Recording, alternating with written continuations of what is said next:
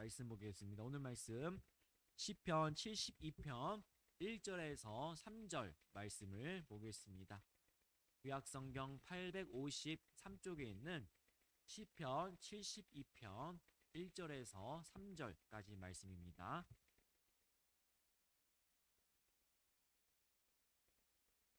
같이 읽으시겠습니다. 하나님이여, 주의 판단력을 왕에게 주시고 주의 공의로 왕의 아들에게 주소서. 그가 주의 백성을 공의로 재판하며 주의 가난한 자를 정의로 재판하리니 의로 말미암아 산들이 백성에게 평강을 주며 작은 산들도 그러하리로다. 아멘. 우리의 모두의 삶 가운데 하나님의 은혜가 함께 하시기를 간절히 바랍니다. 우리나라에는 사계절이 있습니다.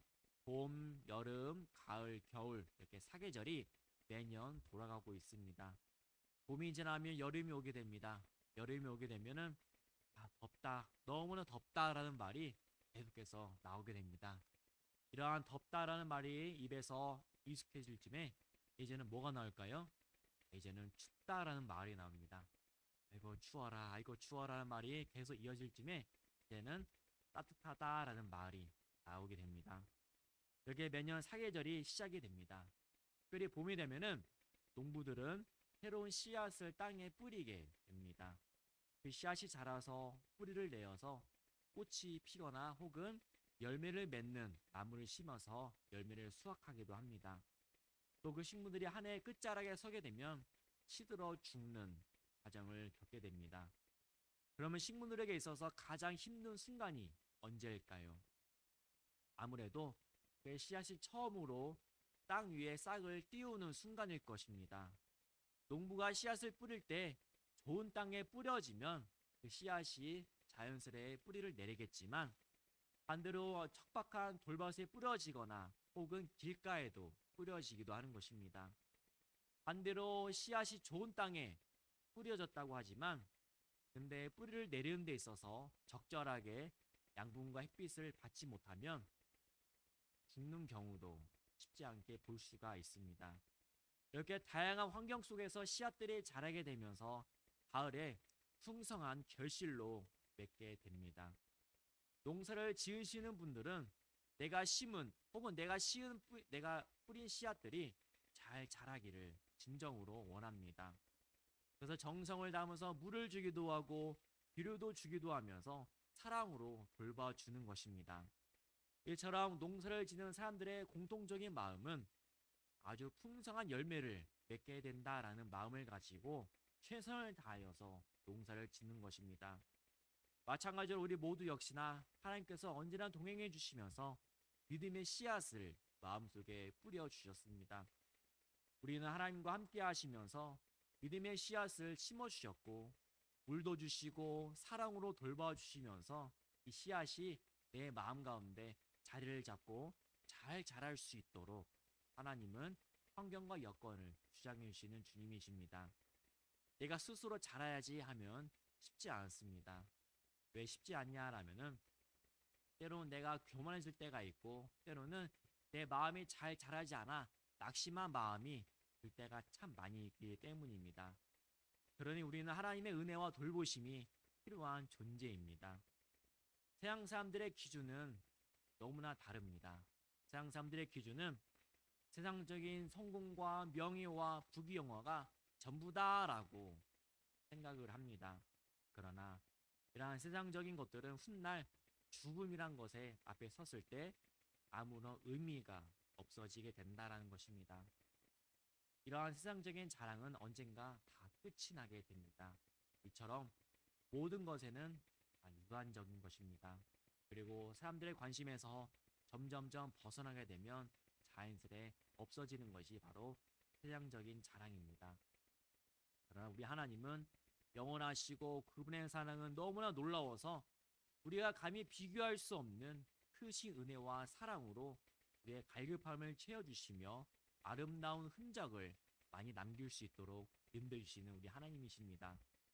종종 믿음의 가문들을 보시면 초기 신앙생활을 하셨던 선조들에 대해서 기억하며 감사하는 순간들이 있습니다. 핍박과 어려운 순간 속에서도 이 믿음의 길을 잘 걸어간 선조들을 우리도 본받게 되어서 우리도 그 신앙의 여정에 함께 동참하게 되었고 우리 역시나 후손들에게 이 믿음의 자산을 잘 남겨줘야 하는 사명이 우리에게 있다라는 것입니다. 이처럼 하나님과 동행하는 삶은 우리에게 믿음의 아름다운 흔적을 많이 남길 수 있도록 인도해 주시는 하나님이십니다. 그러니 우리는 이 믿음의 흔적을 잘 남기기 위해 무엇을 할 수 있을까요? 우리가 열심을 다하여서 하나님을 사랑하고 존경하며 예배의 자리를 사모하며 기도의 자리를 사모하시면서 늘 모든 순간들을 의미 있게 살아가시는 것입니다. 이처럼 하나님은 우리를 향한 분명한 목적도 있지만 더 중요한 것은 하나님은 우리와 동행해 주신다라는 사실을 기억하시기를 간절히 바랍니다. 하나님은 우리의 믿음의 씨앗이 자라기 위해 무엇이 필요한지에 대해서 고민하시고 계속 시도하시기를 멈추지 아니하신다라는 것을 기억하시길 바랍니다. 특별히 하나님께 올려드린 기도는 절대로 땅에 떨어져서 썩어지는 것이 아닙니다. 바로 좋은 땅에 심겨져서 좋은 열매로 맺게 해준다는 사실을 여러분들이 꼭 기억하시면서 이 기도의 자리를 더 사모하시면서 나아가시길 간절히 바랍니다. 때로는 어려운 순간이 있습니다. 힘든 순간이 있습니다. 그럴수록 우리 모두가 더 기도로 구하시기를 간절히 바랍니다. 내 마음을 누구에게 호소하겠습니까? 옆 사람에게 호소하겠습니까? 친한 지인에게 호소하겠습니까? 그것도 한계적입니다.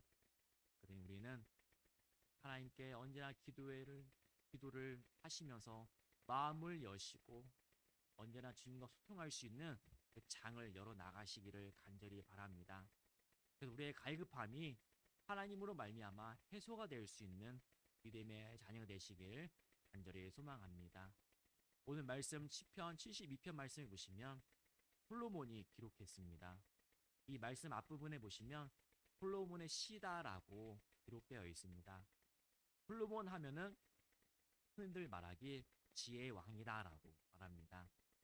어린 자녀를 둔 가정에서 보면은 성경 동화를 읽어줄 때 꼭 등장하는 인물이 바로 이 솔로몬입니다. 이처럼 솔로몬은 지혜의 왕이었고 솔로몬이 가진 지혜는 인간이 타락하기 전에 가졌던 완벽한 수준의 지혜에 가장 근접했던 솔로몬이었습니다. 이 솔로몬의 지혜는 솔로몬이 스스로 똑똑해서 얻어진 것이 아닌 바로 기도를 통하여서 얻어진 것입니다. 솔로몬 왕이 하나님께 기도를 구할 때 다른 것을 구하지 않았고 지혜를 구하게 되었습니다. 이 하나님은 솔로몬에게 지혜를 허락해 주셨습니다. 오늘 말씀 72편의 배경은 솔로몬의 기도 제목이 등장하고 있습니다. 1절과 2절 말씀을 보시면 하나님이여 주의 판단력을 왕에게 주시고 주의 공의를 왕의 아들에게 주소서. 그가 주의 백성을 공의로 재판하며 주의 가난한 자를 정의로 재판하리니 라고 말하고 있습니다. 이 말씀에서 왕은 누구이고 아들은 누구일까요? 바로 하나님을 왕으로 인정했고 솔로몬은 하나님의 자녀다라고 말하고 있습니다. 즉 모든 만물의 왕이신 하나님께 통치를 받겠습니다라는 것을 고백하는 것입니다. 한 나라의 왕이라면 때로는 자만한 생각이 들 수 있습니다.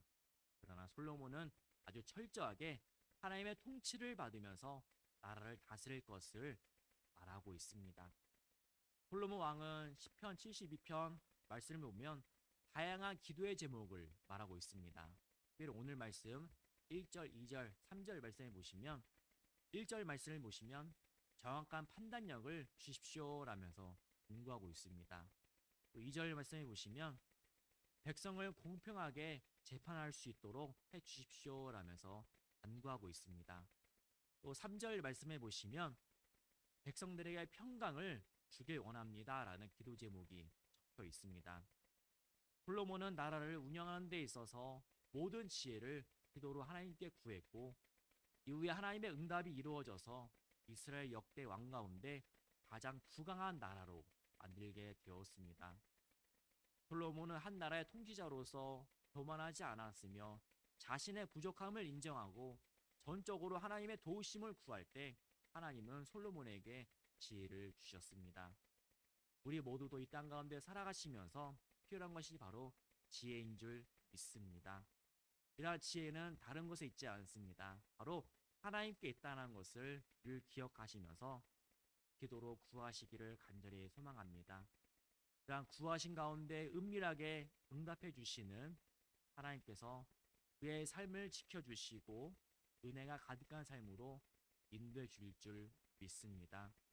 그 은혜를 저희 여러분들이 언제나 사모하시면서 갈급해 하시면서 날마다 주님과 함께 동행하는 삶이 복이다라는 것을 경험하시면서 하나님이 주시는 지혜로 말미암아 불안하고 한치 앞도 예측할 수 없는 현실 속 가운데 올바른 지도와 생각을 하며 하나님의 뜻에 순종하게 앞장설 수 있는 모두가 되시기를 간절히 바랍니다.